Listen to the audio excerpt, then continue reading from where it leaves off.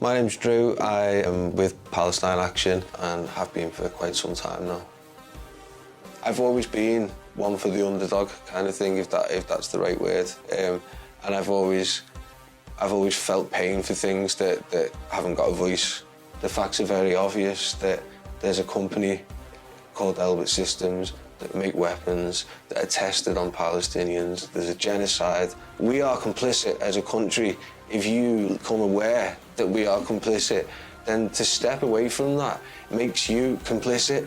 You've got an obligation to speak about Palestine.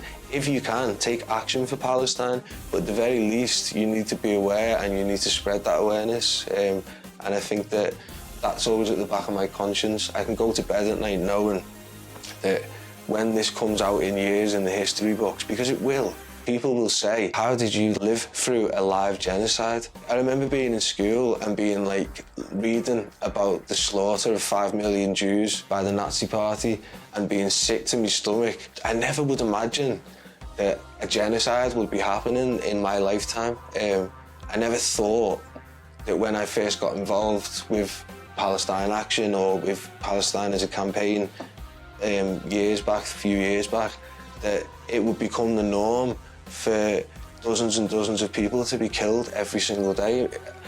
I remember when we used to protest and we used to say things like, this year, 1 person a day has been killed in Palestine, and that used to gut me and make me feel sick.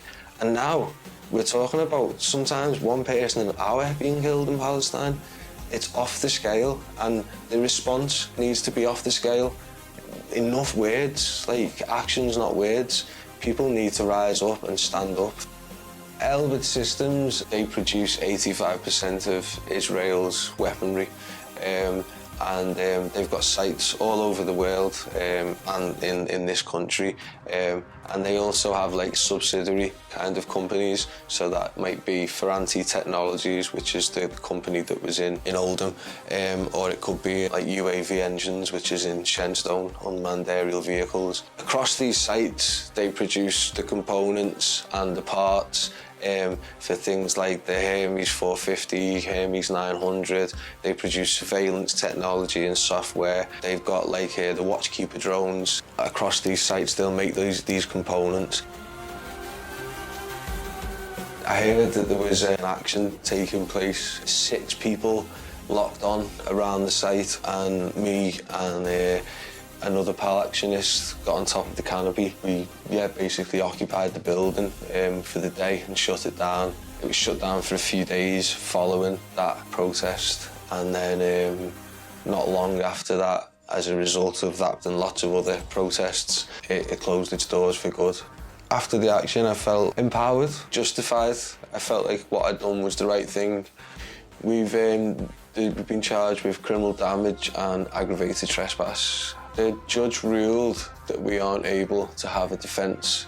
We can't speak about Palestine, we can't speak about Elbit Systems or about the genocide that's happening in Palestine. It certainly makes things more difficult for the defence, for me, for us to kind of get our story across to the jury.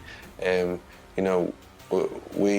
and my co-defendant, we don't deny that we smashed that building up. We took it into our own hands. We want the jury to understand that we felt we had no choice. We were desperate, and that we're doing it because there's a direct risk to life in Palestine.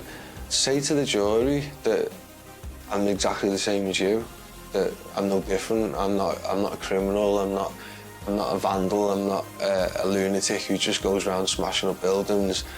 You know, it's easy to make an assumption of someone when you see them with a hammer on top of a roof smashing a building up.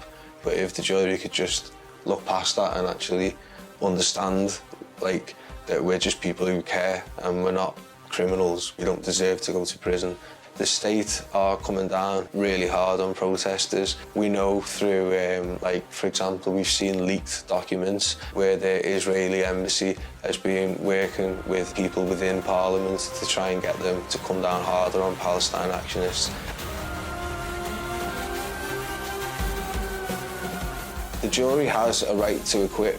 So the judge can say, I'm going to take away your whole defence, And the reason for that is that the judge doesn't want you to sit and talk about Palestine. They don't want you to tell the truth to the jury, because ultimately the jury can then turn around and say, as a jury, we're going to acquit this person based on our conscience. It doesn't matter if the judge says to the jury, you need to find this person guilty. It's always been a thing that the jury can acquit a person based on their conscience.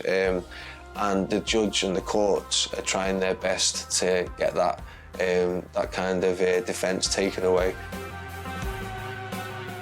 This is becoming a big tool that the courts are now using to silence protesters, so that we can't persuade the jury that actually we're not criminals. Yes, we did the act, but it's not a criminal act. It's an act of desperation. It's an act to prevent a greater crime, which is genocide.